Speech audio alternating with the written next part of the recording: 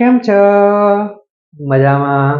સૌભાગ્યની દુનિયામાં, સુવિચાર દુનિયામાં આપનું સ્વાગત છે. મારા મિત્રો, આજનો જે સુવિચાર છે તે છે પ્રેરણા, મોટિવેશન.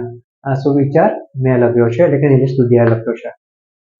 એવું કહેવાય છે કે જ્યારે આપણે આપણા જીવનમાં કંઈક લો અનુભવતા હોઈએ, કંઈક આપણે ઉદાસ હોઈએ, આપણે કંઈક કરવું છે, તેના કરવા માટેનો આપણને ઉત્સાહ ના આવતો હોય, એવા સમયે આપણે જો કોઈ સફળ વ્યક્તિની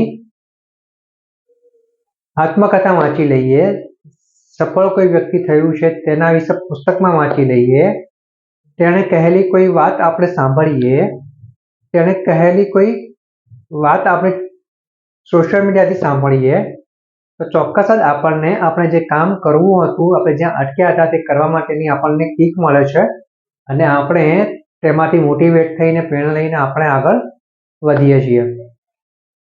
આ થઈ ગઈ શરૂઆતની વાત. એટલે કે મોટિવેશન, પ્રેરણા એ પ્રારંભિક તબક્કો છે, સમય છે.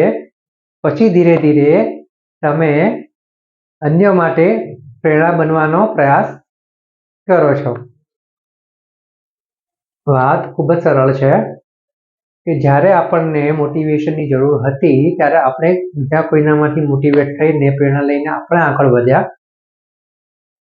તેવી જ રીતે આપણે પણ આપણા જીવનમાં એવું કંઈક હાંસિલ કરવું જોઈએ કે જેથી કરીને આપણે પણ બીજા માટે ઇન્સ્પિરેશન બનીએ, પ્રેરણા બનીએ. અંગ્રેજીમાં બે શબ્દો છે, મોટિવેશન અને ઇન્સ્પિરેશન. મોટિવેશન એટલે પણ પ્રેરણા અને ઇન્સ્પિરેશન એટલે પણ પ્રેરણા. પરંતુ અહીંયા જે વાત મોટિવેશનની છે, તો મોટિવેશન એવું છે કે તે બહુ લાંબા સમય સુધી ટકતું નથી, જ્યારે ઇન્સ્પિરેશન આખા પૂરા જીવન સુધી સાથે રહે છે.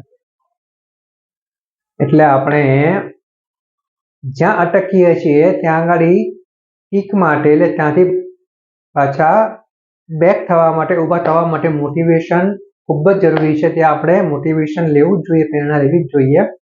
પણ પછી આપણે આપણું જીવન એવી રીતે જીવવું જોઈએ કે આપણે બીજા માટે ઇન્સ્પિરેશન બનીએ, પ્રેરણા બનીએ. બસ આટલું જ આપણે શીખવાનું છે અને આપણું અને આપણી સાથેના લોકોના જીવન વધારે બહેતર બનાવવાના છે. Thank you.